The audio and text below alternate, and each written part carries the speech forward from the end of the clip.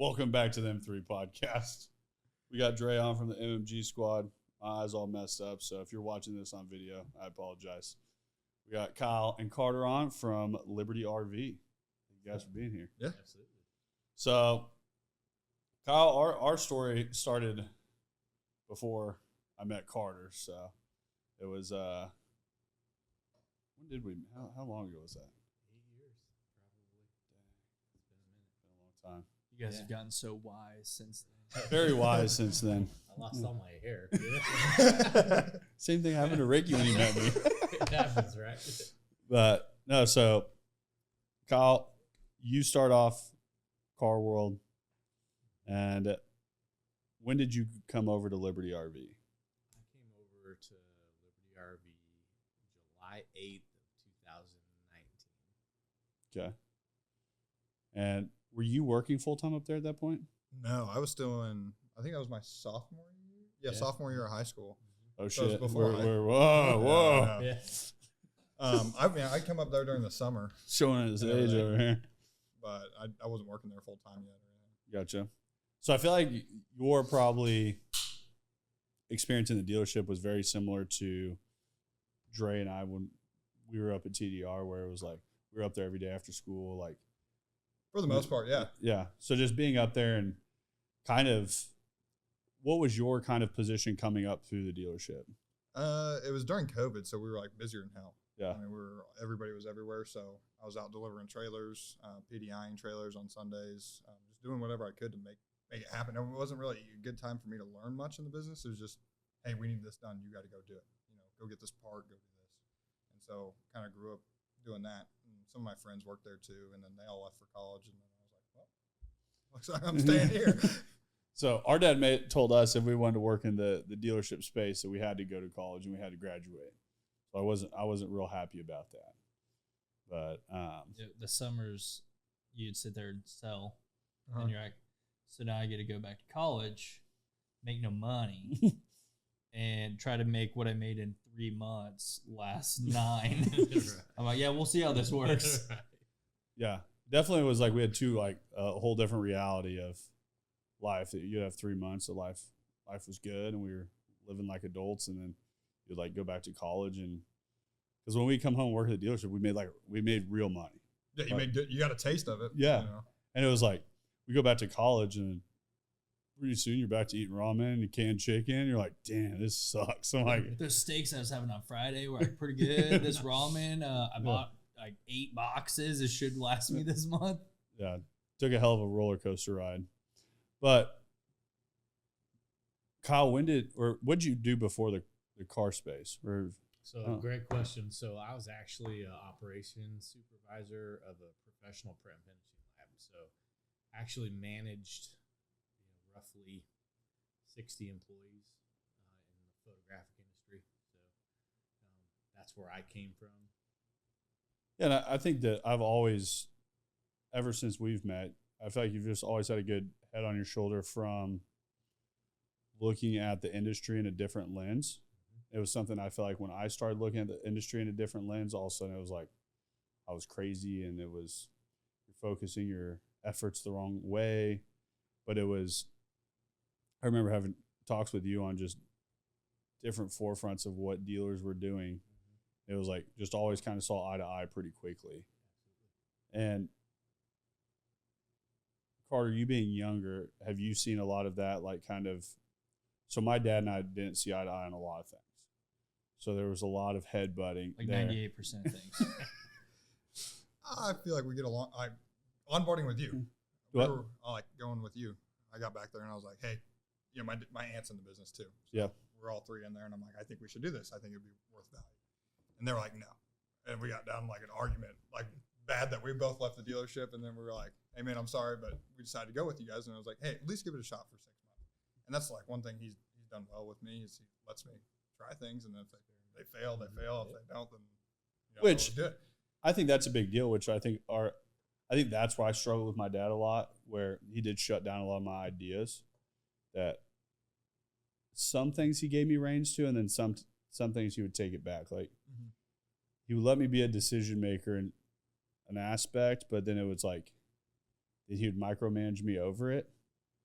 So I think that's where a lot of his and I think that's where a lot of our disagreements came. But it's also, I don't think I looked at the full overall vision and scope of what was going on. I think hindsight on that is they both are very hard-headed in decisions they make. They can be like, think of it at night.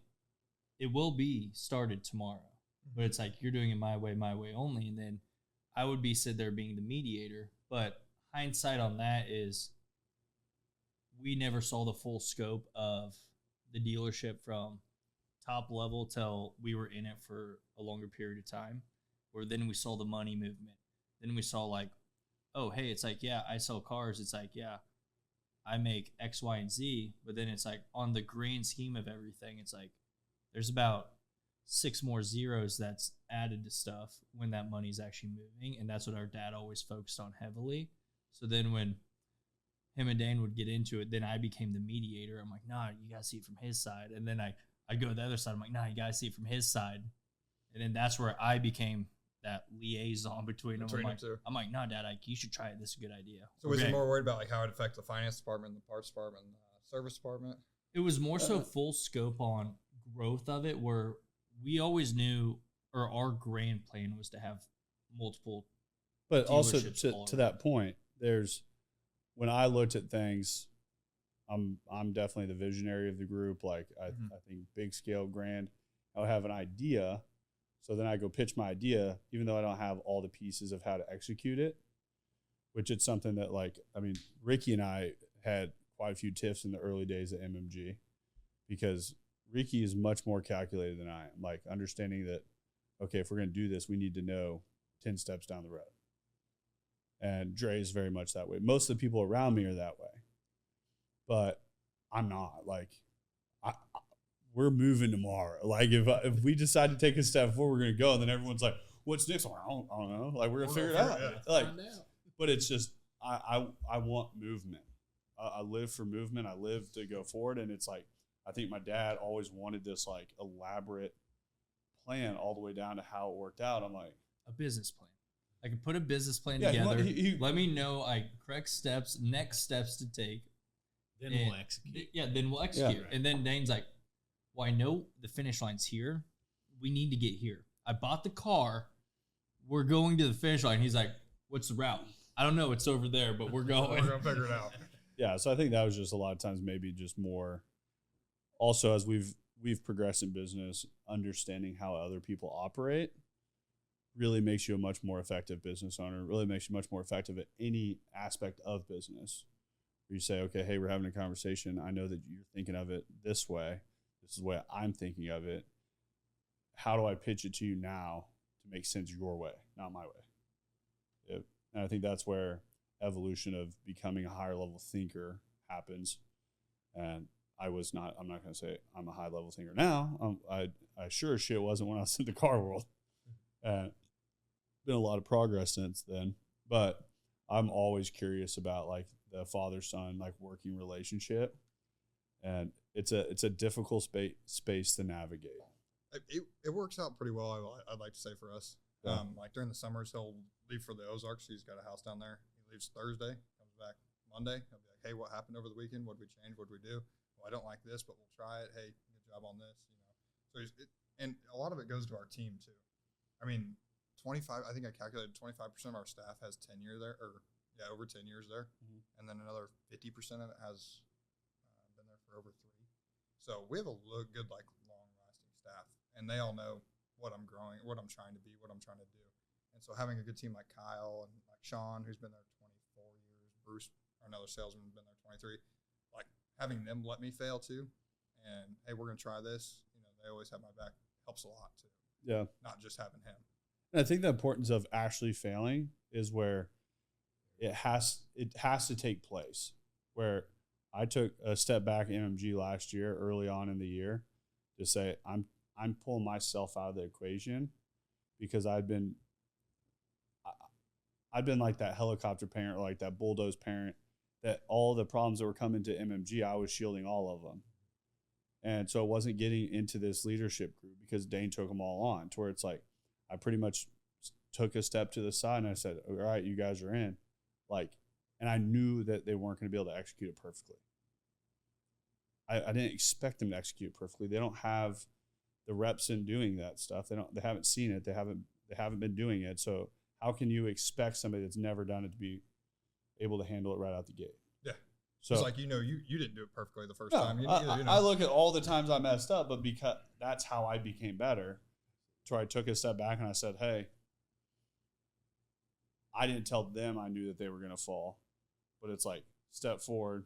It's your guys' time. And I started seeing these mistakes like all over the place. And I'm like, I made that mistake. I made that mistake. I made that mistake. So it's like, keep your cool, like, but just let it happen and watch the development. And now I have this whole leadership team that stands around me that they are now doing the same thing at another level down. That is saying, hey, this whole group that they're shielding them from everything. I go, you have to step aside and let them fail. For sure.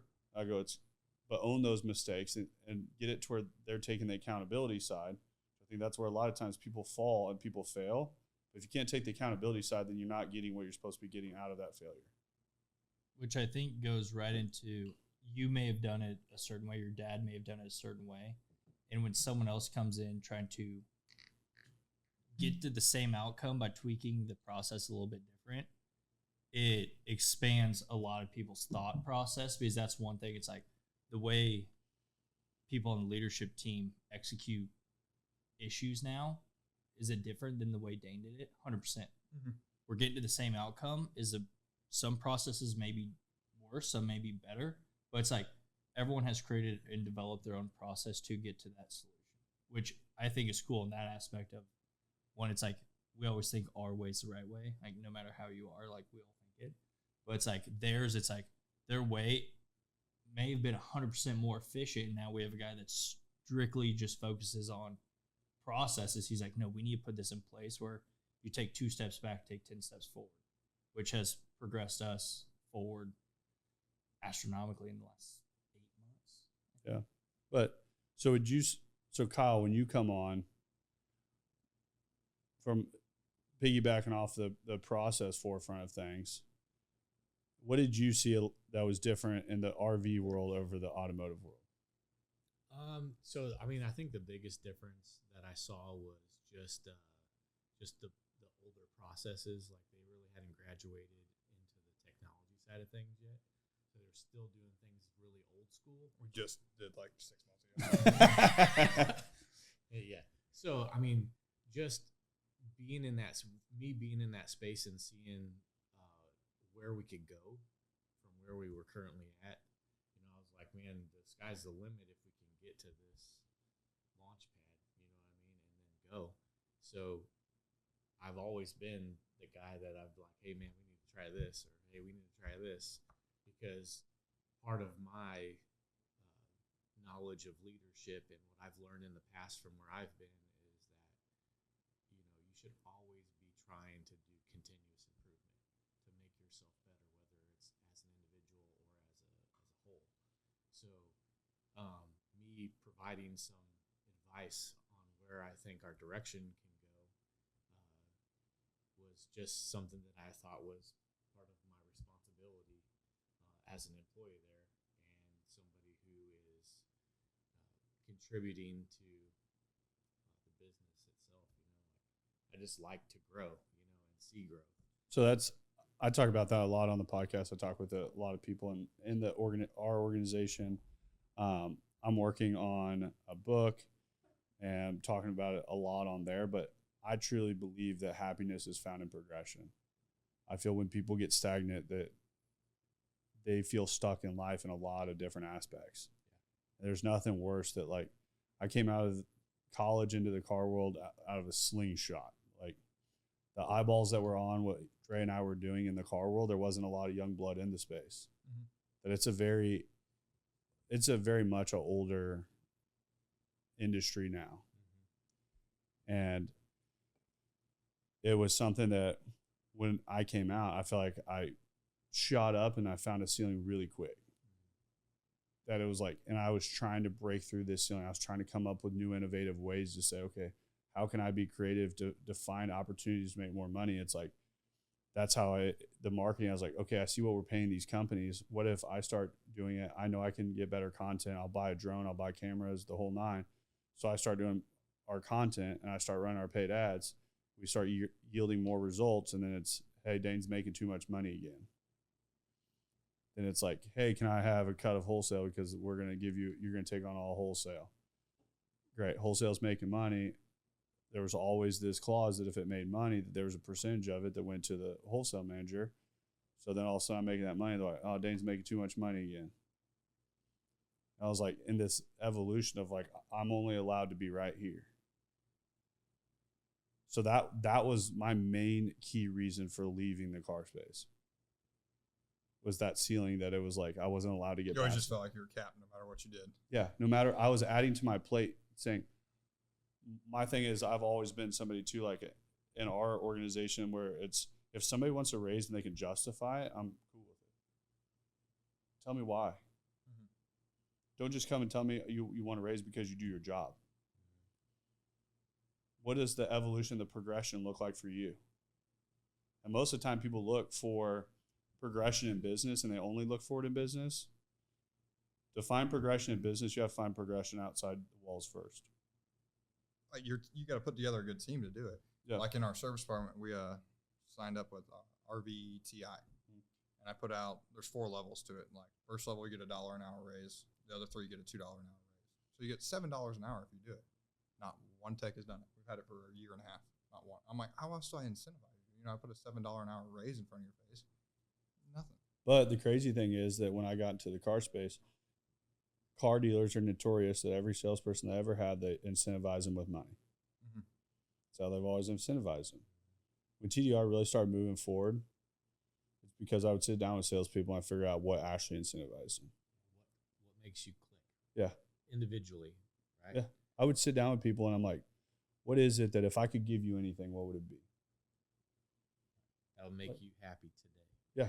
Because you sit down with somebody that has I know guys that have so much money that are miserable. Sit down with one of those guys and say, hey, what makes you tick? If I could give you anything right now, what would it be? They're not going to say money. So the thing is, humans operate the same way no matter what the level is. So now if I would sit down with a salesperson, I'd say, what is it if I could give you anything here as an incentive, what would it be? I had one guy, he goes, well, if I could leave 2 days early to go to my kids' sporting events, that'd be great. I go, all right, you sell 5 cars in a week. Next week, you have those 2 days off early to go to those events. I go, every week you put up 5 cars, you can do that. Guess what happened?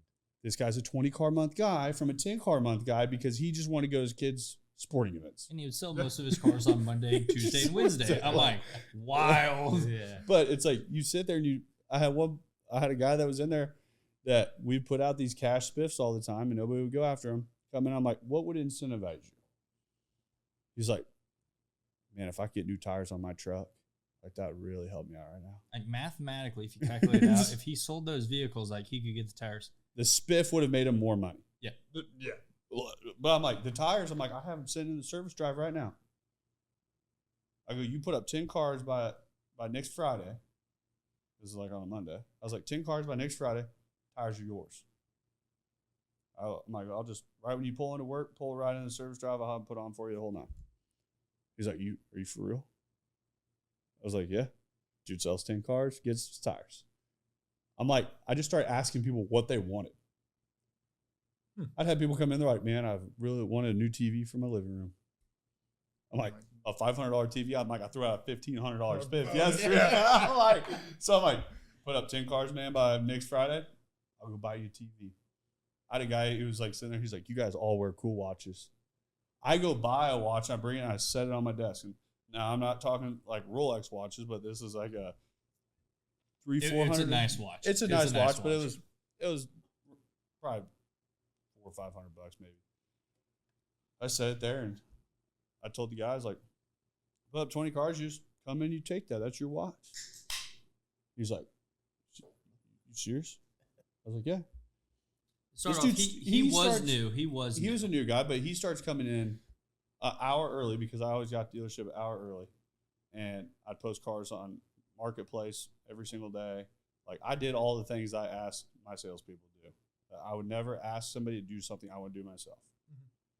So he's like, can I come in an hour early and you help me like post the way you do? I was like, yeah, sure. Dude starts coming in an hour early. All of a sudden, he's a 20 car a month guy like that. I'm like, what? People want to progress forward. I think that first month he was selling like 7 to 12. And then that first month, like that watch was up, he sold 18 or 19, came like a few short. Which I end up, I won't fault somebody that puts in every bit of the effort. If you fell short because you just don't have the skill level yet, that's hard to fault someone on. If this guy was putting in 200% day in and day out. You could see that he was putting in the effort. Oh, he was killing it. He was doubling up what his outbound call level was. Like, I mean, he was putting his cars on Marketplace every single day. Like, he was doing all the things he was supposed to do, never missed a task and VIN, like, was dialed. The dude just did. I mean, this guy was not a good sales guy in the beginning. Like, for a sales guy has zero experience and within a couple months is doing 18 cars, like, it's because of an effort that was put in. But once they start tasting what progress looks like, they seek it. For sure. But it's like you have to show them, like, sometimes you just have to kickstart people to get them going. And sometimes the idea of what they're trying to yield is different than what yours might be or yours might be. That we could ask everybody at this table if we could have one thing from our next 4 weeks of work, it'd probably all look different. We've always just done money. I don't think we've ever done anything else. But that's what the dealer world has always been. Selling a product, anything in retail, has normally always been incentivized with money. Dane would also come in on like Friday morning, and as a dealership with a service department, you have just groves of tires in the back at all times. He'd go grab them, come out, and like Quick Trip gift cards we'd get for like people that left reviews, stuff like that. And he would grab like $50 worth, 2 $25 gift cards. He's like, whoever throws one of these tires further than me gets a $25 gift card to Target or to Quick Trip. The whole dealership would be out there chucking these tires in the middle of the lot. Our dad would pull up furious. Oh, he's like, why are people not making phone calls? But it's like that gets like everyone hyped for the day. Or like we'd play cornhole. We had a cornhole set in the middle of the showroom.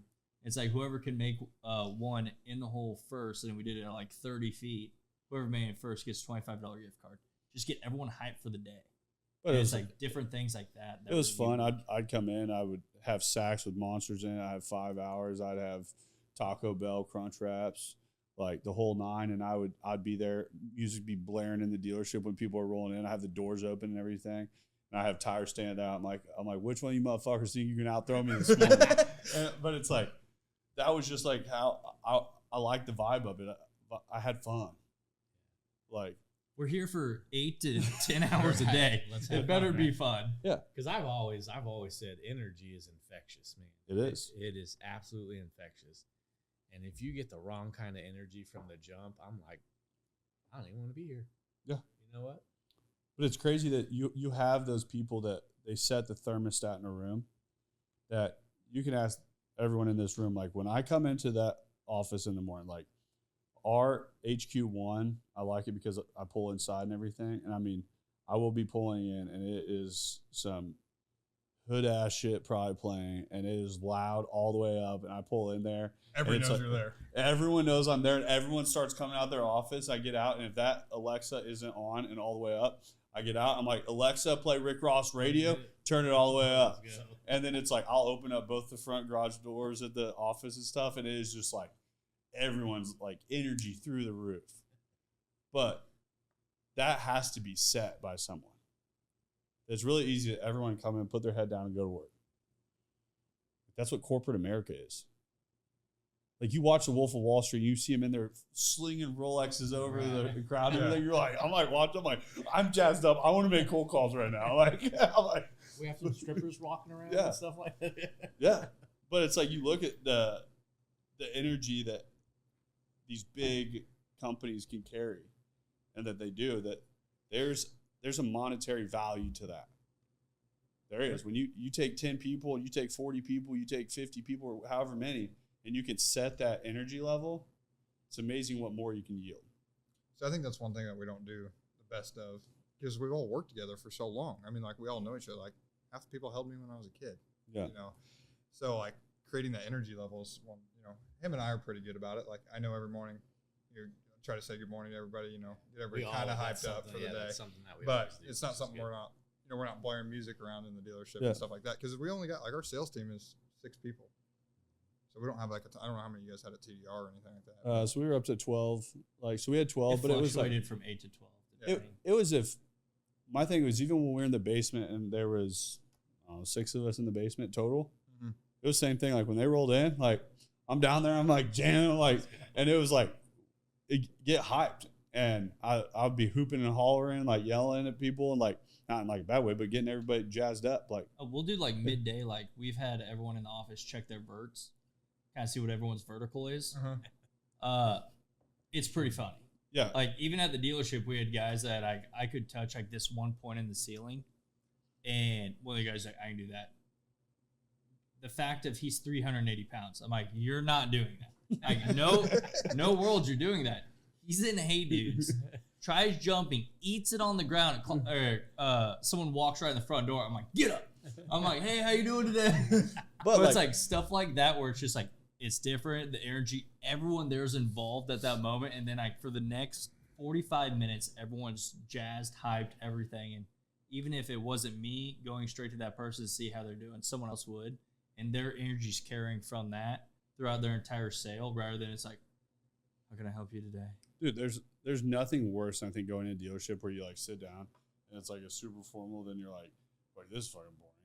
Like Saturdays when we'd have a ton of car deals going, like the whole showroom would be full. Every sales guy had people sitting at their desk. We tried having coolers with beer, and then they said we couldn't do that. But it's like I would come out and like, so all these people are sitting there and they're like, how long is this going to take? They're frustrated, and like what the experience already is. So I come out and be like, hey, everybody. I like yell at the whole showroom. I'm like, I just want to let you know that we're working on your deals. My brother could be the world's slowest finance guy. I go, he's in there spinning paper right now, trying to get it printed off. I'm like, the printers that we have, I don't know why they're so old. They're new, but they look old as hell. I was like, it's the most expensive printer in the place. But I was like, so realistically, if you want to get mad at anybody today, he's the perfect candidate. But I'm like, if anybody's hungry, let me know. We'll order pizza. There's a Chinese place down the hill. There's Stables. You tell us, we'll get it. I was like, just bear with us. Like I said, if you want to get mad at anybody, yell Dre. But I'm much easier going than him. And I was like, I don't want to be some like mythological guy hiding somewhere. I was like, my office, I look like a fish in a fishbowl over here. So feel free to come in if you have any questions. So then they were super excited to come into the box with me. Yeah. So we've been waiting on you. I'm so doing that to Sean. But we should totally do it. He takes forever to do paperwork sometimes. We have to Omaha sometimes. Like, Omaha, dude, come on. But it's funny when you like set that precedent out the gate, then like all of a sudden everyone's like just that on edge. They start like, they're laughing. Yeah. They're like out there like, oh, this is a good time. And I'm like, just whatever it is, we're all people. Right. Like, we have a job. Like, do I want to sit in there and print paperwork off? Absolutely fucking not. Right. I was like, but what I can do is I can go jazz all these people up out there to keep them in a good mood. And it's wild how fast like the energy would change, and like then clients are talking to each other out there. And then I'm like, I come out, I'm like, hey, if it's taking a while, you come hang out with me, send these dudes up to wash your new car. I'm like, the car wash, I can see it from here. I was like, send them over there, wash the car, make sure that thing's spotless. And then like, I was like, playing for a game of cornhole for a tank gas. I was like, you beat him in cornhole? I was like, he's not very good, so you should win a tank gas. But then I was like, I'll give him a gas car, he'll go get it filled up. And it's just like, then all of a sudden it becomes a party of everybody. Now, like, everyone ends there talking, and it's just like, good time. People are buying cars. I'm like, we're selling cars. Everyone's having a great time. I was like, This is what it's supposed to look like. And I was, whoever doesn't have a car deal, lot party, go move the lot around. But that's what I'd do if we weren't busy. Like, I would go out there and I'd crank the music up out front. And I'd say, we're going to take every car off the front lot, put it on the side, and we're going to redo it all. You want to talk about, you get some stuff stirred up? The second everyone goes out there and moves the cars off lot, people come pulling in, and then it just up being a huge fucking disaster. Someone's been driving for a month and a half looking at a car. All of a sudden, it's not there. They drive by, they're like, where'd all your cars go? Yeah, they're pulling in. Actually, it's right over here. You want to come take a look at it? Let's go on a test drive. Yeah, but it's just like, I think that energy piece of the, I don't know, just business world as a whole. Like, I look at it as every day, like 5 o'clock hit. I'm like, oh shit, is it already 5? There'll be days it's 8 o'clock and we still have a full office over there jamming. People are working in there and stuff. And it's like, all right, guys, I think we should probably go home now. You're not like, oh, it's 6. It's all right. Shut down the dealership. Yeah. You know. But no, I think that's I think it's kind of one of those things that's hard to put a dollar and cent on it. Mm-hmm. But there's those people that help set that tempo all the time. And that, I mean, that's me to a T. Yeah. So, like, when I'm out with customers, we're having fun. Trying to have fun. Yeah. You know, some people are like, oh, you're a sales guy, you know, but I try to break that barrier, have fun, bring their guard down. But it's like, ultimately, people walk want out 2 blankets, Beck, you ready, dude? We're camping here tonight. Yeah, We're I will stay here experience. as long as this takes. We had to do like a 20 units at LibertyRV, and Kyle's not allowed to leave until they sell 20. And then we film him each night sleeping in a different camper up there.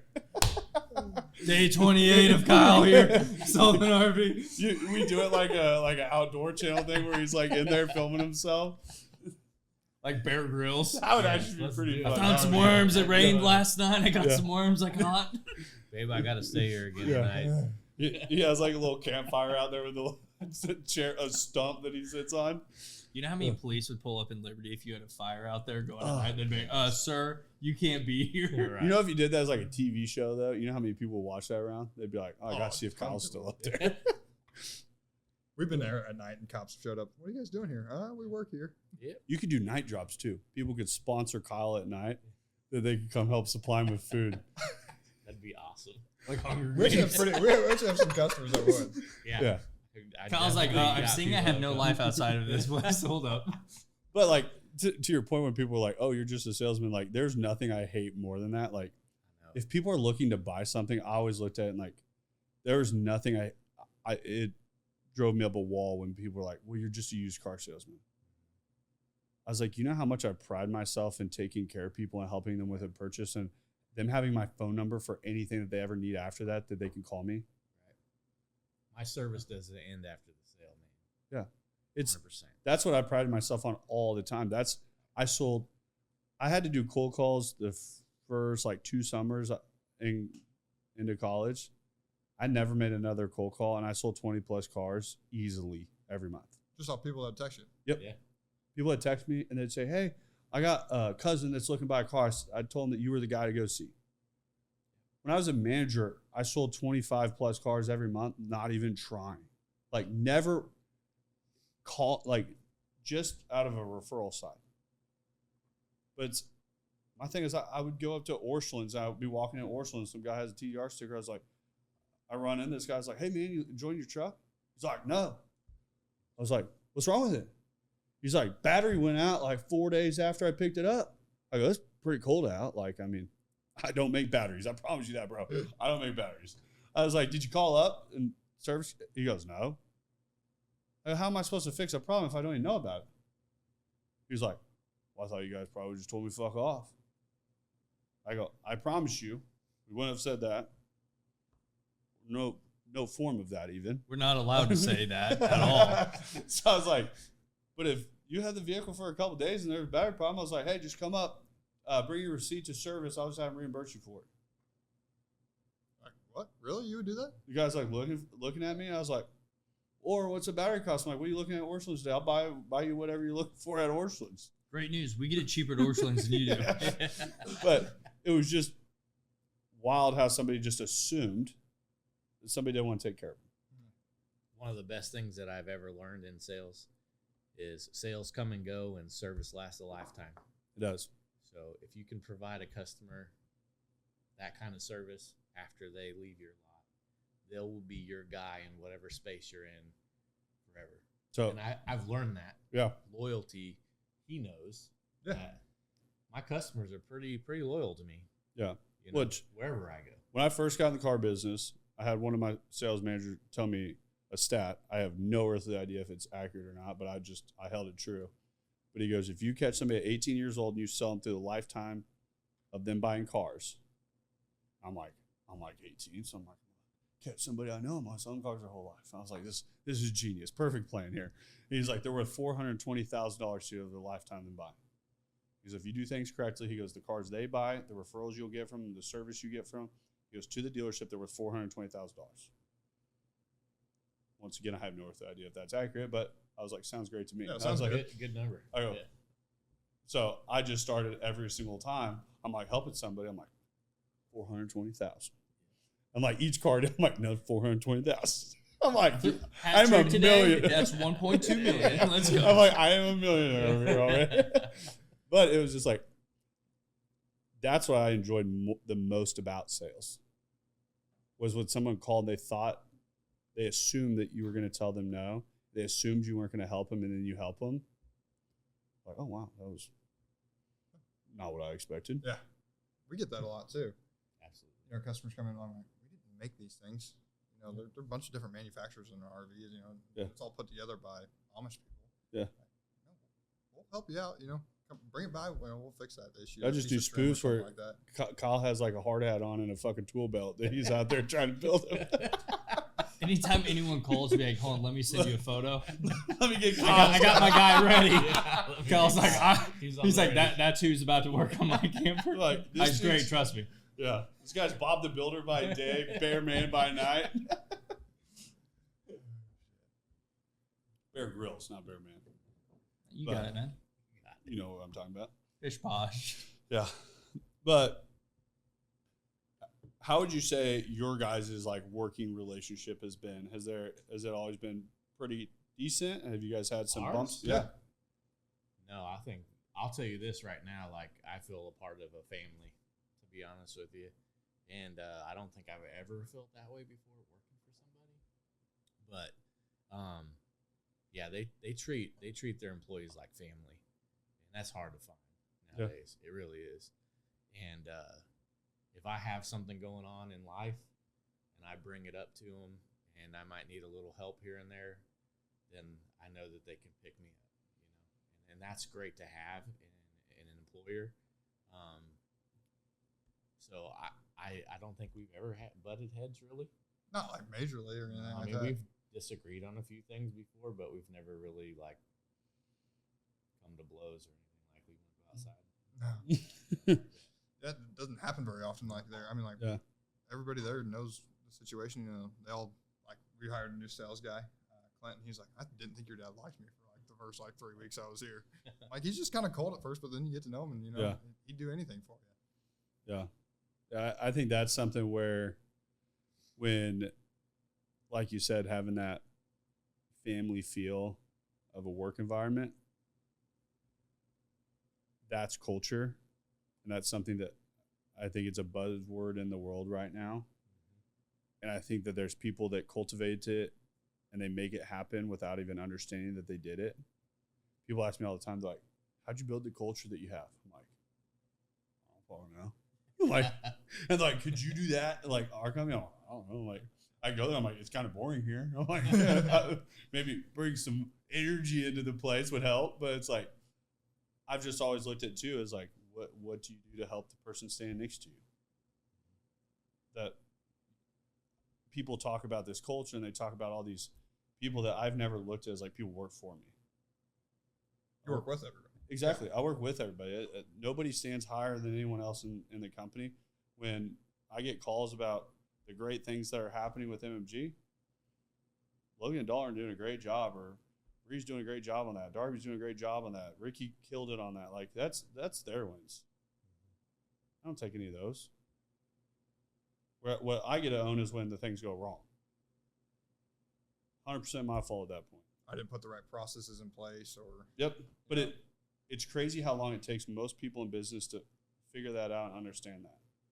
But that there is what builds a culture, because when we have somebody come our way that's not happy, everyone in that company knows I'll stand right there at the front of the helm and take that. It's not like Dane's running out a back door to go hide. Like you got this, champ. Yeah, good.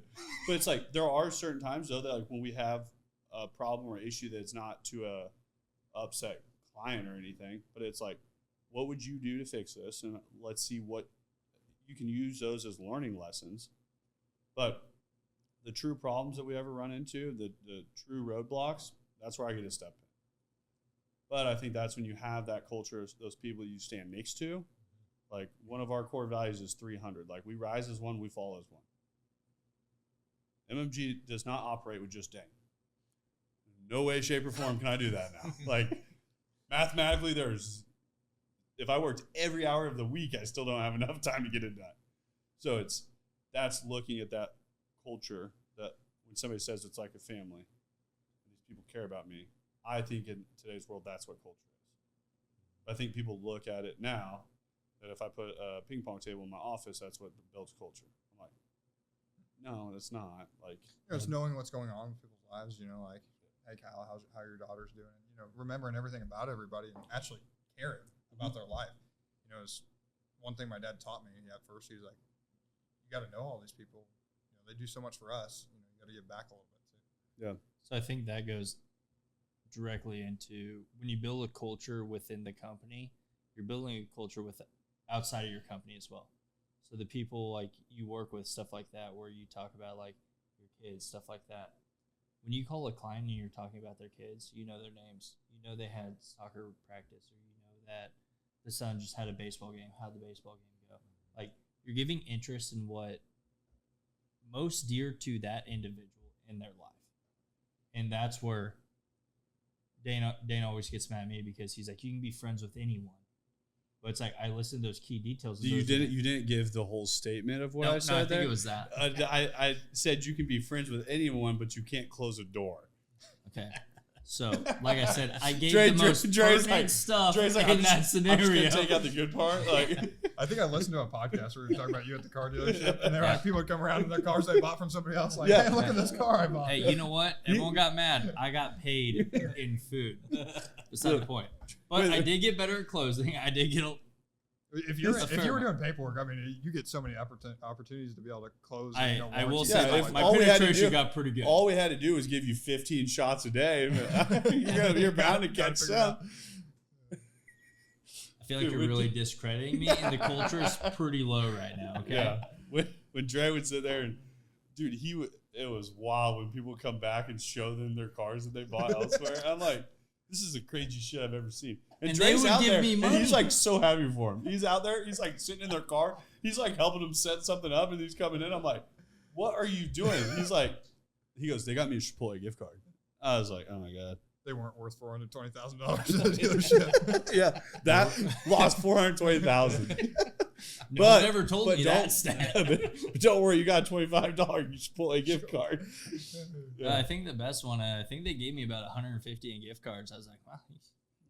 Hell, I'll see you next month. Yeah, but I do think becoming like, I genuinely care about people that I'm around, and I think that I think that's what a lot of people miss in sales is they're just trying to get that sell then on to the next thing. And I truly cared about, there'd be people like would come in, and I remember I had a couple come in, they had 2 kids, wife's pregnant, and they're looking at edges. They had like 2 kids in the car seats. That's not going to work for you. That's not going to work. And they're like, we want an edge. You guys have 3 of them. We want to drive the edges. They've been to multiple dealerships at this point. They'd already been to 2 dealerships before us and drove edges, and they were trying to find the edge they wanted to buy. I went out there. I'm like, I'm not going to sell you an edge. Like, what do you mean? I was like, let me pull it over. So they had been setting up where the husband would just go drive the car and then come back. The wife was staying there with the kids. So I grabbed the keys. I pulled over, and I was like, we're all going. Like, we won't all fit. I'm like, you know what? How about you guys just get fully ready? I was like, there's a 3rd seat in the back. I was like, you're going to pop soon. I was like, but I was like, I'll squeeze in the middle. They put the 2 car seats in there. And then they come in, they're like, I don't know if an Edge would be like the best bet for us right now. But you're the only one who took the time with them to actually put the car seats in the car. Yeah. I was like, it seems super simple to me. Like, I didn't think I was that, like, there was rocket science by any means. I'm sitting there, I'm like, Edge, 3 car seats, no shot. That math don't work out. And they're like, well, we can't go to an expedition. It's out of our budget. Flex. I have a flex. Full flex now. I buy these flexes all the time. Jamie would get super pissed. He's like, bro, stop buying these flexes. I'm like, dude, there's this like client that wants an Edge that can't afford expedition. They own a flex. I was like, it's just like perfect 3rd row car that lives in the middle. Every time I'd be at the sale, people are like, dude, why do you buy these flexes? I'm like, nobody ever comes in looking for a flex. But I'm like, we take a lot of Edge buyers into a flex. But it was just like, my thing were Edges were cake to sell. We sold a bunch of Edges all the time and sold a bunch of expeditions. But I was like, there was a client that picked the Edge just because of the price point, but they needed the room. They came back after she had her baby. They have all 3 car seats in this flex. And he comes in my office. He goes, hey, man, I really want to thank you for taking the time to get us the right vehicle. I'm like, if I would have sold you one of those Edges, I would have seen you again right now, traded in. And I don't think you would have been real happy with me. But it's like, people have wants and needs. And there's a certain client that you were just targeting one. When I go buy a new truck, it's purely one. There's no need. There's nothing I need. Like when you're talking on the level of massaging seats or not, like it's just once. Like, and if you can just understand a want buyer and a need buyer, there's people that came in, they needed X, Y, and Z. Mm-hmm. Right. Like, but then they're needing these things where you would have somebody that needs this much of a payment and they're looking at XLT, but then all of a sudden they're trying to tier themselves up to a Lariat or a Platinum. Like that's when you sit down, you have a quick, like, hey, I want to have a conversation. You said that you need your payment to be at this. I know that you want this. Which is more important? The need or the want? You're putting into realization to them. And all of a sudden they're like, I mean, like I can want a truckload of Ferraris to be here tomorrow. Like, do I need a truckload of Ferraris? No. Like, Kind of. Do I have the, maybe I do. Do I have the space? Probably not. But it's like you can sit there and anybody that's looking at any vehicle that it's a want or need, and how much does that want weigh? Yeah. And that's where I would always tell people, like, I didn't really negotiate with people. Like, I think the world of just negotiating everything, you don't build enough value in selling. So if you end up in a negotiation, you did something wrong. We don't negotiate much at all. No, and I was going to pigtail to what you're saying because, like, in the RV space, there's so many different brands and there's so many different floor plans. And you have to be an active listener. Like, I've learned over my time here that I need to shut up for a little bit and listen to what they're telling me. And then I'm going to go through my Rolodex and I'm going to find out the 3 trailers that I think would probably fit your needs the best. And then I'm going to take you and I'm going to show you 3 trailers or 4 trailers. And then we're going to be done unless we need to retool. Yeah. You know, because that's super important in the RV industry because there's so much out there. It can get real muddy, real fast, and people will forget the first thing that you showed them. If you can build so much confusion, that's like, I think automotive salespeople, you probably see it RV space too, but it's like you would have these new sales guys, they're just walking in the office, just grabbing loads of keys, and these cars are just leaving the lot, come back and forth. I'm like, if this dude drove 8 cars, I'm like, he's not buying today. Yeah. Like, his confusion is that, I'm like, and you're not even pulling up anything relatively close. You grabbed a Fusion and a truck. Where are we at here? Yeah. You would have them like pulling up all these different cars, and sales guys like, he's a buyer. I was like, I'll bet my job he's not. Like, they're just driving random stuff. I'm like, because you didn't sit down and ask those questions to find out, to do your job, to point them in the right direction. So I feel like that's where it's harder in the RV industry is because, like, it's more of a want need than it is. Like, everybody needs a car. Everybody needs to go around somewhere. But, like, we were just at RV show in Topeka, and I talked to this guy, and he was like, yeah, we're looking at the 38 DBL. big fifth wheel, 42-foot bunkhouse fifth trailer. Huge. He's like, we're also looking at this GH over here, which is a stick and tin travel trailer, just a couples coach. And I'm like, where are you in this deal, dude? And I'm like, do you have kids? He goes, no, but we have dogs. And I'm like, well, I don't think you really need that bunkhouse. He's like, what type of truck do you drive? yeah. Yeah. And so it gets a little confusing. Some people just don't know what they want because they don't know what's really inside some of these things. A car, everybody knows, hey, it's to get me to point A to B. I can load it up and have these features on here, but they don't know everything that's in an RV anymore. So I flew out to Utah. So once I got into the box in finance, I was in it for about 4 months, and I thought like going to finance school out in Utah for dealership specific. I'm like, they're going to teach me like how to read credit reports better, like how to deep dive into all this stuff, which Dane and I are very fortunate to like deep dive into all that stuff. Our dad taught us like when we were in 7th grade. He's like, this is how you read a credit report. This is how you do all this stuff. He taught us how to do a home loan.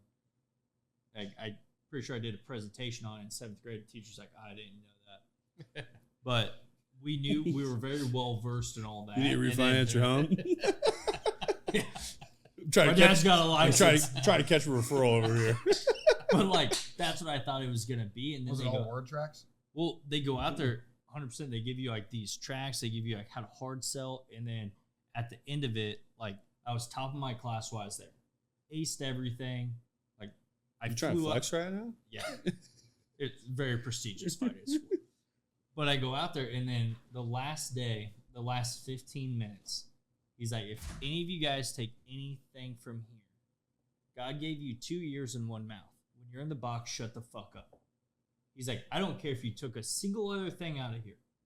He's like, you have 2 ears and 1 mouth. Shut the fuck up. When someone's in there, if you keep spewing stuff that you don't know, you're not educated on, he's like, your penetration will be the lowest it's ever been. I literally came back. My penetration in the next month went up almost 23%. I was like, okay, he might be onto something. But he's like, just listen. He's like, people will tell you. He's like, ask them about their previous vehicles. He's like, lean into that. And literally gave me the roadmap. And there, I think at this point, I had almost no bills.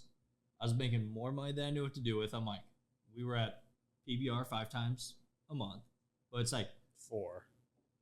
No, it's Saturday nights. Yeah, the only night we had off. Yeah.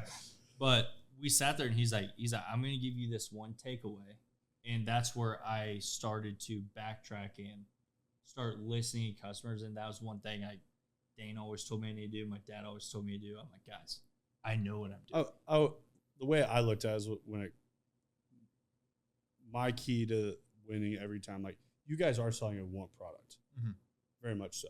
Not very many people need one unless they're living in it. Exactly. So it's like, I would say probably 90, 95%. Like, are there that many people come by them to live in them? A lot of people do like travel for work in them. Yeah. It's a small percentage. But yeah, probably just 90%. So if we say 10% is probably they're living in it or working in it or something. So if we say the lion's share, the 90 percentile are buying these as a want, the best way that I feel sell the want customer is ironing out exactly what they want. Because the want customer normally isn't like dead set on like, it's this. Like, I'm the most wishy-washy person when it comes to trucks. Dane's an emotional buyer. But a lot of times want buying can play more into emotional state. So I'm not in the market for a truck. But if I went up to Crosley tomorrow and they had a Shelter Green Raptor R that was pretty dolled up the right way, I'd be a proud new owner. And like, Todd, did you hear that? Yeah. But it's like, Todd tomorrow on the phone, I need one of these built. We need a dealer trade for something. Like, I was up there a few weeks ago and there's this black 450 and everything that's all tricked out on forces. I'm like, what's the story on that? Dan's like, will that fit in the headquarters? She's like, well, that's Todd's, so it's not for sale. I was like, see if you'll throw a number on it. I was like, number's fair on it? Throw me a number on my truck. I was like, I'll buy that right now. But it's like, it's a want position for me all the time. It's, do I need a new truck? Absolutely not. Like, I don't need anything. He wouldn't need another truck for 6 years, but he will. He But will get one. We have a guy like that, too. Oh, yeah. We counted the other day. He's Sean, our general manager. Yeah, he's bought 25 cars in the 24 years he's worked Him and I have $1,000 bet that he won't have that truck in 2020 or the end of 2026. And I'd take that bet. Yeah. That's impressive. Yeah. I mean, I don't know. He's like literally switches cars every 6 months. Is this a certain type of car, like, or is it just? Dude, there's something that He's like had, since we've been there, he's had a Super Duty, like 3 Rams, TRX, a 1500 Chevy. He's all over the board. So he has no preference. He just likes cars. He's all over the board. so, yeah. Most of the time, it's a diesel Ram. Yeah. But Yeah. Thinking about it. I'm very similar. So I Cybertruck. yeah, I can't fault a guy. Like I get it. we were literally in the service department one day, and I was like, Crosley had 2 TRXs. I was like, Sean, you won't go buy that. Next day, he rolls up in it. I showed you. True story. God. Crosby's like, gotcha. And I was like, can I see the keys to that thing? Yeah, they're called Carter. They're like, hey, I'll give you a spiff if you can move this TRX. Tell Sean I won't buy it. All right, got him. I will also be swinging by Crosley after you bought that. Yeah. No, but that's where I look at just, once again, like trucks, I'm always looking to buy something cool, different, whatever. I'm not emotionally attached to metal at all. Like, so it's just, yeah. And but there's certain people out there that, okay, hey, I drive a ton of miles to work every day. I need a car that is crazy high on gas mileage. I need a really low payment. This is what I budget out for it. And it's where you have somebody come in, they're like, my car's not going to make it another week, so I have to buy something now. So then it's, okay, listen to that person. What is the vehicle that's best suited for you? Most of the time people get on, the average person has no earthly idea how that works. Like, we look at the finance world just so casually, we talk about it. Like, oh yeah, just come in, we'll fill out our credit up, we'll send them over to the banks, and we'll sit there and like, we know how all of it works, and then we're like papering you up and you're out busting bugs. I'm like, we would do more car deals on a Saturday than most people buy in their lifetime. So I'm like, the average person is terrified of the finance world. My wife has been around it forever, and she's like, I don't want no part of that. I'm like, babe, you understand this stuff like inside out. She's like, I don't want any part of it. Like every time you guys go to buy something, she's like, I get her, she gets a new car every year. And on her cars, I literally handle the whole entire thing. We DocuSign everything, except for pretty much just hard doc. And we roll in, we're in and out of the dealership within 10 minutes. Like, She does not like dealerships. not at all. At all. but She spent enough time in there cleaning them with us. She's like, I never want to be in one again. she's like, I've spent more time on a showroom than I will ever spend in my life. But that's where I look at it, is just how do you alleviate that pressure? That's why I always looked at it. I was like, I knew those people sitting on a Saturday when the showroom's full of people, they're like in a stressful state. Yeah. That's like one thing we try to like refrain from. Like, we don't have a dock fee. We're like the only dealership around that does not have a dock fee. Like, if you look at any prices on our website, you could literally write a check for it and walk out. Yeah. You know, we don't do any of those games. You know, we try to be as open as we possibly can. Like, we'll unlock all the trailers, be like, you guys can go out and look. You know, we don't want to pushy salesmen or anything around us. I think that's what helps us. Yeah. Because we're the #1 dealer in Kansas City, and we have been for 2 or 3 years now. So, you know, just having that low pressure approach on a want item, I think has really helped us. Yeah. You know, get it to If where I we could are. get a salesperson in front of my wife on a camper, that'd be great. I've been trying to sell it, and apparently I don't know how to close. That's true. If someone Dre could close her, that'd be fantastic. Just so you know, Dre just sold his largest account this last week, and it took him 13 years to get the deal done. It's a long-term game. You know what I'm talking about. At least relationships. At least you got it done, man. Dre's like, this guy's on board on Monday. I was like, I'll believe it when I see it. He's like on board. I was like, wow, he got one done. Bruce had a customer that come in for like 3 months, and I was like, dude, what are we gonna have to do to get your business? I'm like, I see you in here like once a week. That Rockwood guy? Yeah. Yes. Dude, Super nice dude. sometimes, so that's the crazy thing is I think sometimes in sales, people just don't ask the question. Yeah. I'll literally like have people, and we'll be talking, we'll be going over their business, we'll be talking about things move forward. I'm like, you have a problem, we have a solution. What do we have to do to work together? No, but this dude, he would come in on one Rockwood, and then next week he'd be on a totally different floor plan. He'd be optioning out, you know, what's this cost versus this cost, and then finally one day I was like, dude, what do we have to do to get you on this one right now?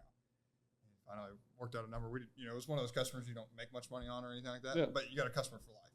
You know, He'll come back, he'll tell everybody about it. And so ended up just being one of those deals, and he's a super good dude. Yeah. So another thing I learned really quick in car business, it's man, money, machine. Like you have 3 things that make up a car deal. Like either you're wrong, the money's wrong, or the vehicle's wrong. So then same thing like anything I've ever sold, like I've looked at it's when you're looking at the vehicle, I'm like, so if the vehicle was free, would you want it today? Like, yeah. All right, great. We got the right vehicle. So did I do a good job today? You can tell me if I didn't. Like you're not gonna hurt my feelings. But you did a great job. This is a safe place. Like, tell us. But then, all right, great. So it seems like we're hung up on are the numbers. So like my dad, when they started LibertyRV, there was already an RV dealership before there that they not took over, but like it closed down for 3 months because the dude fell out of trust with the bank. But one sales guy stayed on. He's the one my dad contributes like all of his business to because he's the one who told my dad to do it. And his name was Carl Harper, and he'd stand outside the RV, never go inside of it. He'd be like, hey, if I can sell you this trailer, it'd be like a $50,000 trailer. I sell you it right now for $30,000, would you do it? And they're like, well, no. Then he knows he's not talking to buyers. But if they're like, yeah, he's like, well, we can't do that, but let's go inside and see what we can do. Yeah. And he sold most trailers doing that way. Never stepped inside one or anything like that. See, I think that's the guy that wrote the book. No, but I think the cool thing about RVs, and do RVs ever sell out on the lot? Do they ever sell out on the lot? Like can you sell a customer on the lot? Yeah. So that's like the car business where amateur salespeople would come in. They think that you sell on the lot. I go, you ever try selling that lot? I go, you will lose 10 out of 10 times. Yeah, auto space. Trying to sell in the lot is like next to impossible. So like new salespeople, they would get them inside. I knew like every price of every car, miles, everything, and they would come up like, well, how much is this truck? I'm like, I got this magic thing on my desk. Follow me. I'd turn around and just take off. They told you to never turn around. Yeah, don't turn around because like if you just took, people are like, look at their wives like, yeah, supposed to follow them. Like, I got an idea. Come on. Yeah. I was like Sean. He's like, I just closed like one of my first RV deals ever, and he's like, don't turn around, just keep walking. We're on RV show, and he's like, just keep walking. Yeah. I feel like we're walking forever. They say anything? It is totally good advice. They say anything? I have bad hearing problems. Right. But it's like they would follow you inside. You sit down at your desk, and they'd be like, "What magic do you have?" I was like, "Dude, this thing has this. Watch this." I was like, I would like search on Google. I was like, I got this Google thing. I was like, any question you have about that car too? I go, I'm not a mechanic. I go, in no way, shape, or form in the used car market am I able to know everything about every car. But we can sit here and we can conquer any question you got. I pulled it up and I was like, you want to know about the safety inspection? Bam! What's up? I was like, so I would literally sit there and then I would like, it'd break the ice. They'd be like better with it. Then all of a sudden we're going on test drive and then it's a car. Like you're moving a car deal forward. At that point, it's like I know, and one thing we were taught very early on is in the car industry or when someone comes in, there's more likely they've researched that car more than you know about that car. Oh, yeah. So then when they come in, it's like, one, never get caught with your pants down. Do not lie to a customer. Because the thing is, it's like, if they've been researching a Ram TRX, that person that's coming to look at it knows more about it than that salesperson because that salesperson did a 2-hour training. Sometimes the new car world and the used car world, there's some difference. Like the new OEM, they put people through so much training that you guys probably go through so much training on these RVs that you have new stuff sitting out there. But say a TRX shows up at a used car dealership. That used car salesperson. Or a non-OEM dealership. They come in, it's like, do not try to say you know what any of the ratings are. Because the thing is, it's like, one, you may know the engine that's in it. You may know it can go off-road.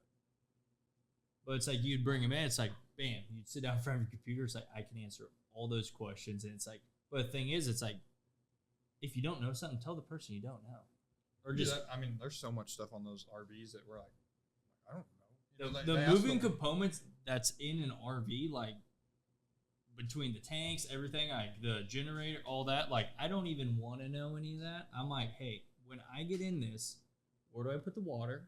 Where do I drain it? Is it going to mess up often? No? Great. This is probably the one for me. But yeah, like when you're selling like a specialty vehicle like a TRX, that customer's like knows they're coming in for that car. Yes. Same with like the Hellcat Durangos. What an off the wall car. No, but those ones, I don't know if you've met. What a I don't know off if the you've met wall. individuals that drive those. They know every detail about that vehicle because that's a specialty vehicle. Question. Oh God. Question. Do you Got an answer. What's up? do you know one person that has a Hellcat Durango?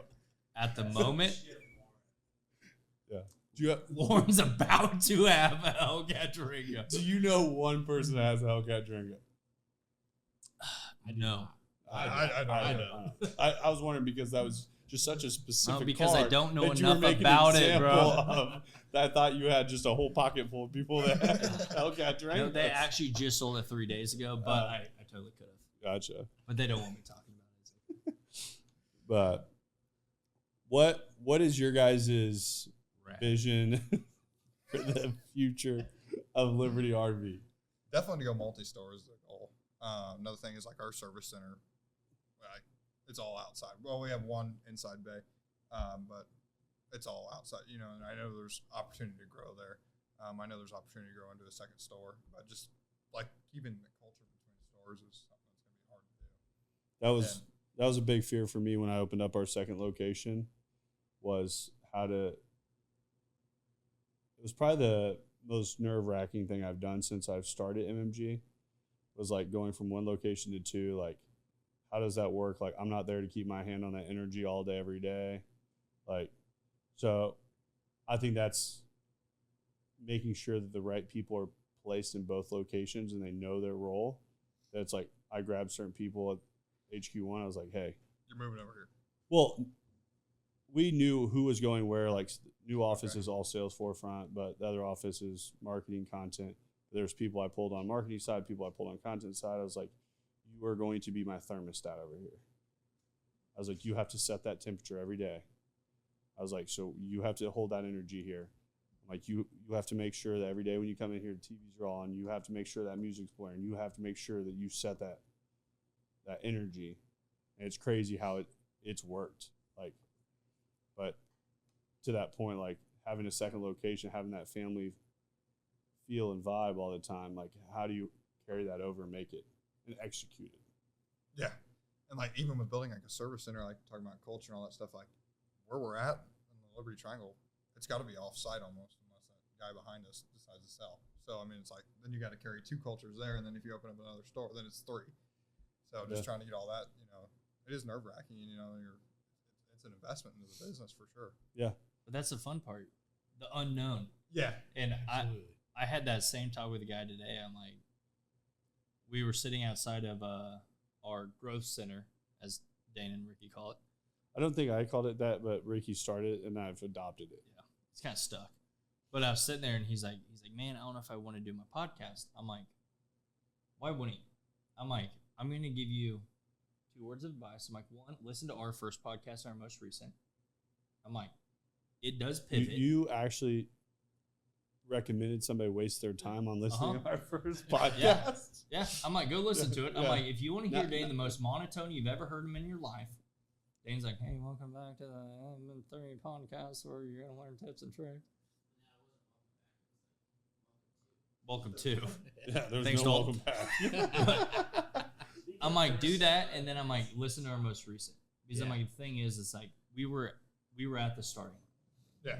But we decided to start the race. And I'm like, where you're at right now, I'm like, you're coming up the starting line. I'm like, do you want to start the race or do you not want to even be in the race? And it's somewhere it's like your opportunity you have right there is if they do that or you guys do expand that next one. That's something where most businesses never leave one location. They grow, they stay stagnant, they fall or sell off. But it's like that's something when you go to that second location, it's like you have the opportunity to create another culture that is very similar to your guys's, which Dane, I don't know you guys as well as Dane does, but I've heard probably more about you guys than I think probably anyone in Kansas City knows. But it's really cool because marketing side, I do know a lot about you guys.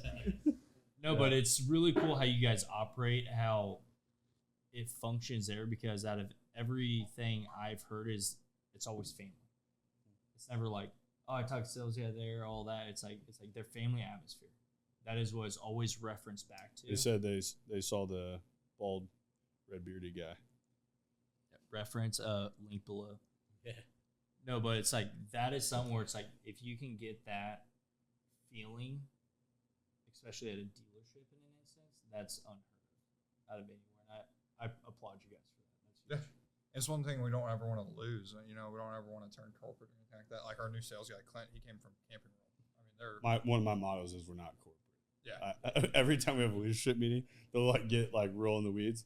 I was like, we're not fucking corporate. Yeah. And he's like processes straying through his head the whole time. He's gets upset sometimes because we're not like that. We're so unconventional in the way we do business. And just us being having that family atmosphere, and we'll figure it out at the end of the day, is something that a lot of customers enjoy, and a lot of our staff does too. And Camping World's so structured. He had a conversation with me. It's so structured, so it not being structured, it has to be this way or the highway. He was like, it's really hard for me to get used to. I'm like, well, get used to it, brother. Yeah. You police yourself. If you're not closing deals, you know it in your paycheck. Is the way we've always ran it. That's the way I run our sales office. Your raise is effective when you want it to be. So right. It's If you want a raise, go get it. Yeah. Right. What is Kyle? What is your future? I feel like Question. Yeah. Beard's gonna get longer. Yeah. I doubt that. It might even come off somewhat surprising people. Whoa. Because I'm on a weight loss journey. So that needs to be our next marketing video. Kyle without the beard. So how bad do you want to see me without a beard? Right. You got to do it in parts. First go down to goatee, then go to So- a mustache. So we could do your outdoor videos and we could do them backwards, or we could film them now, that you're at the end of it, and then we could film them where Day you 30, day one. Yeah. You have a full beard, Yeah. but then we have your day one video where it's you're all clean cut and everything, Classic. and then it's the progress. Damn, he's been out there for a while. He grew a beard. Right. But I've always thrown around the slogan "Iron sharpens iron."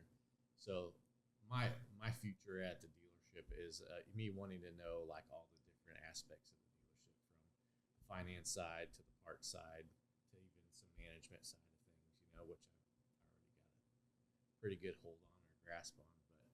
But I want to be someone that they can lean on whenever they might not be able to be there, or someone they can lean on whenever they need something done, and they know that I'm going to do it and get it done.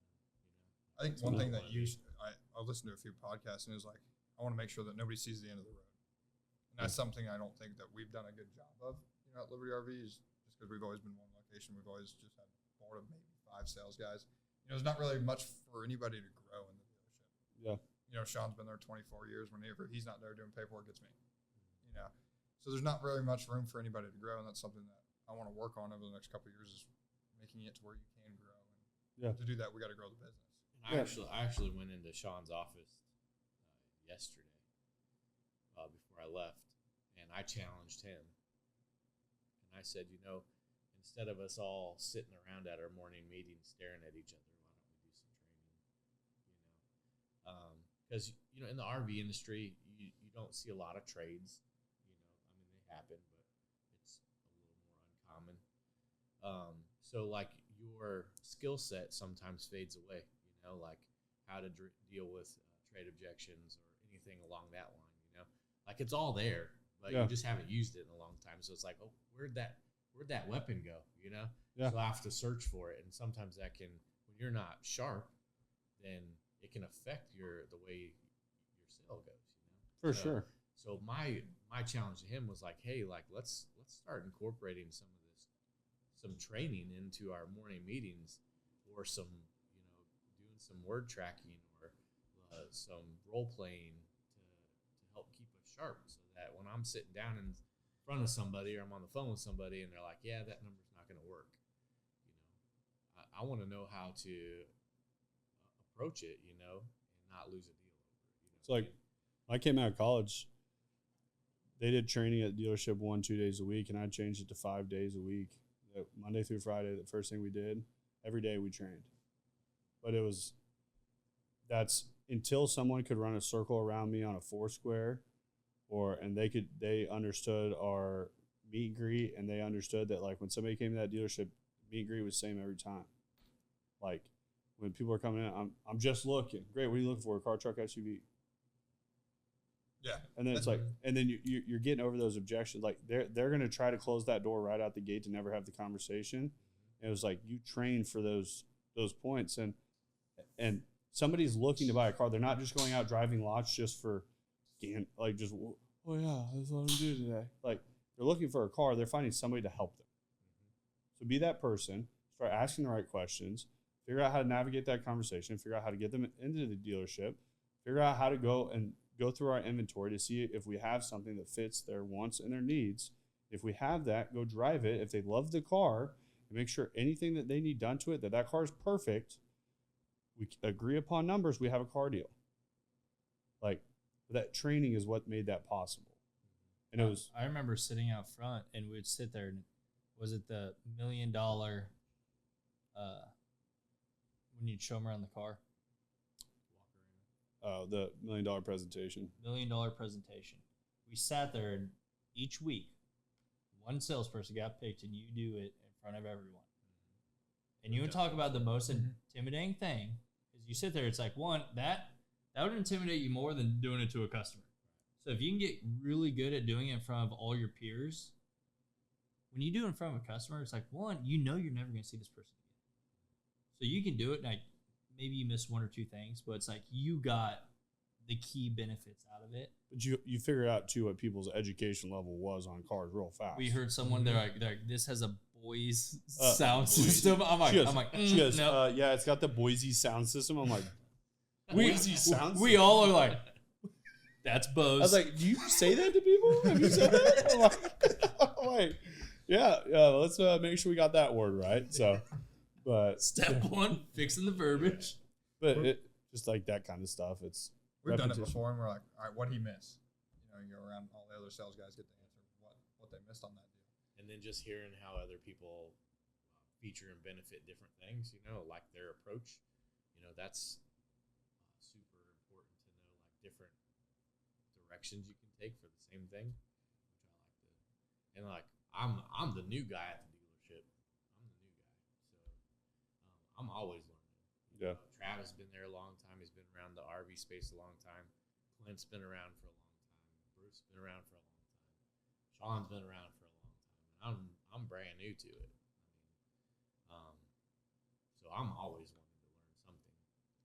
And like I said, there's so many brands in the RV industry that, man, it's tough to know every single thing. And like I think it's important that we know our competition too, because they can go to 5 different RV dealerships in the Kansas City area. And that's where I think it's like, what are the pillars that people are looking for? Like that's what I always look at. Same thing I look at in the marketing world, the way we do business now.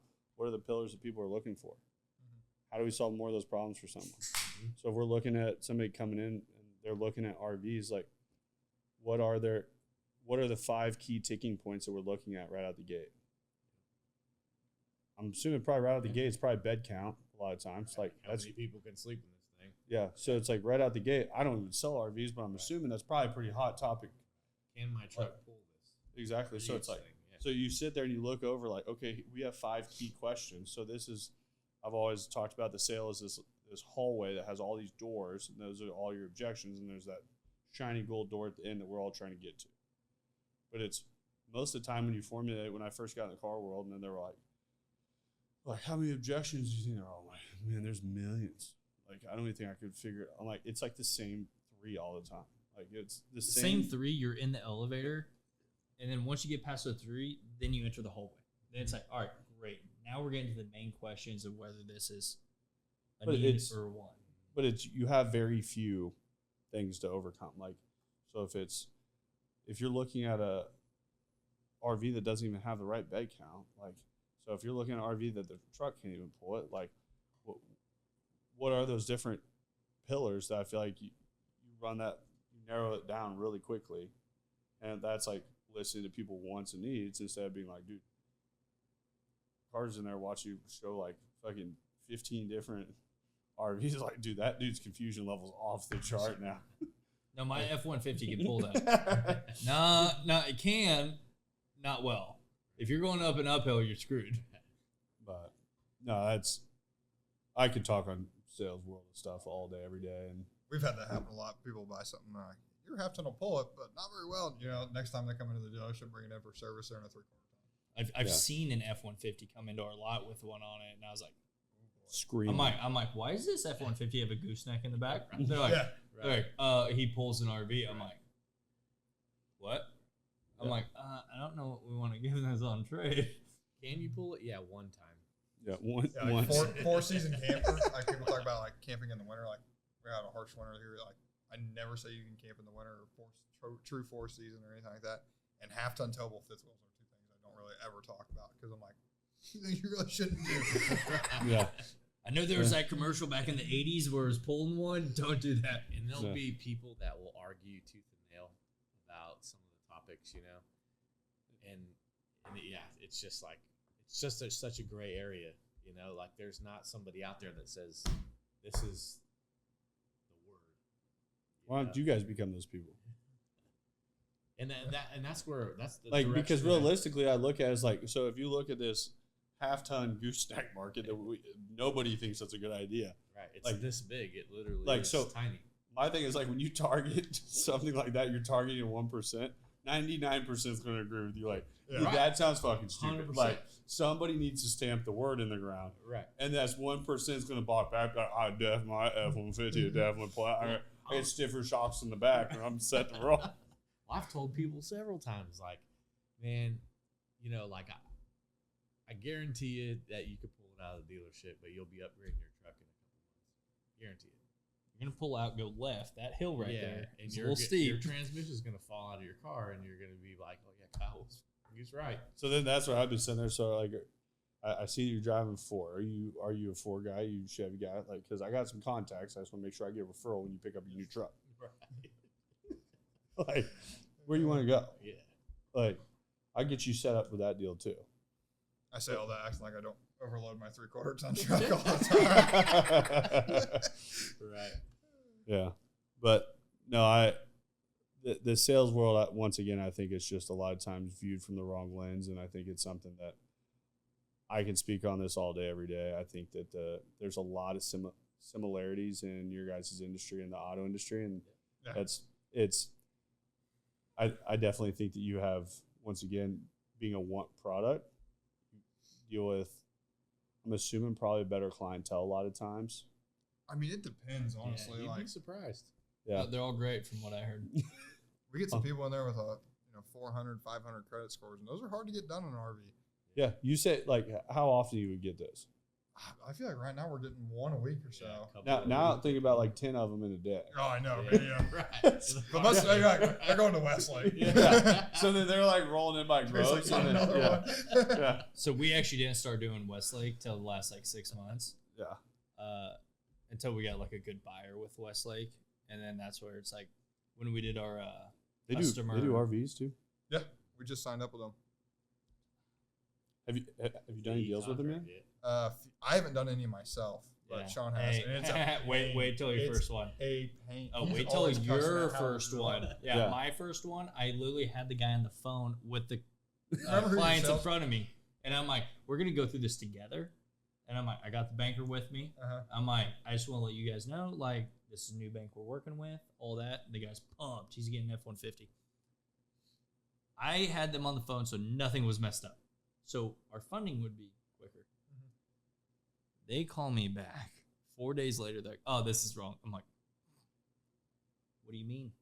I'm like, he was on the phone with me. I'm like, your doc fee's 1 cent over. I'm like, oh, you're kidding me. So, yeah. Ended up. Say the guy is sent on his time fee after redo all this paperwork. All the paperwork. And I was like, So, yeah, about probably 12 months later, I tried it again. Got a different person on the phone. Did it, and they're like, oh, you should do this system. I'm like, no, you're forming to our system. Because last time I used your system, you screwed everything up. I'm like, you're doing our system. And it actually went much smoother. Funding, about 2 weeks, when we were used to, like, my job was, our funding was 72 hours. Oh, really? At max. Like, my job was. But when you have paper banks, a lot of them, I mean, they'll do instant funding. That we had funding within almost a 24-hour turnaround. If I had it submitted before noon, I had money in our bank next morning by 9 a.m. That's one thing I've never done is actually sent anything in for funding. I know, like, you should try it yourself. You should try it. Because that's what I did, and I got really good at it. And then when someone come in, they're like, can I do this? I'm like, no. You need, this is your standard. You're giving me all these docs. I don't care if I need it or not. I need it because this deal's funded by tomorrow. Some of the stuff they need for funding, like Sean will be like, hey, you missed a signature here. I'm like, what the hell even is this? But so my thing was like, I was always tell Drew, I'm like, hey, I like paper deals because he got in the F&I office when I was there full time, but he was still going to college, so he was gone a few days a week.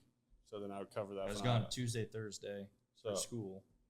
That was a couple days a week. So I was. Thank you, Dan. I was. Trying to clarify which days. I was getting educated. Everyone knew which days he was gone. So he's got Monday, Tuesday, Wednesday, Friday. So he got every detail of the story. But so I would run the F&I office when he was gone, and I'd like look at this stip list. I'm like, I'm not fucking with this. I'm like, I'm papering this. I'm like, and Dre come back. He's like, dude, where's this at? I'm like, I don't know. Call him, dude. Get it handled. Like, just get it done. Dude, I literally took papers and I taped them to my desk. So like, if you like move the chair back 8 inches, you could look to the left and you had everything you need for a deal. Everything from top to bottom, everything you need to send that deal to the bank. My deal is I got all the state side. I got all of our hard document stuff done. But like stips, like if I'm sitting there and I'm jacking with somebody on their pay stubs. Pay stubs actually can change deal, surprisingly. Well, I'd see like one of them, they would like have it on their phone. I was like, great. I'll just have my brother reach out to you tomorrow. Get it all fine. There you go. So then my dad would come in. He's like, I need $250,000 tomorrow. I'm like, well, Dan didn't get any fucking steps yesterday. So this is great. Sounds like accountability problem on your side. Didn't take a lot of extreme ownership there. No, that one wasn't my fault. But no, we could talk for hours on this stuff. I do want to wrap it up, but I appreciate you guys coming on. Yeah. We'll definitely have to have you guys on again. Maybe next time we do it at like a campfire that'd be fun. at the dealership. Day 28. Yeah, day 28. Kyle's living out there. We show up to podcasts with him. Bring a sleeping bag. Thanks for listening to the M3 Podcast. Be sure to subscribe so you don't miss the next episode. Want to learn more? Check us out on Instagram at Moss Marketing Group, on Facebook at Moss Marketing 58, or on our website at mossmarketinggroup.com.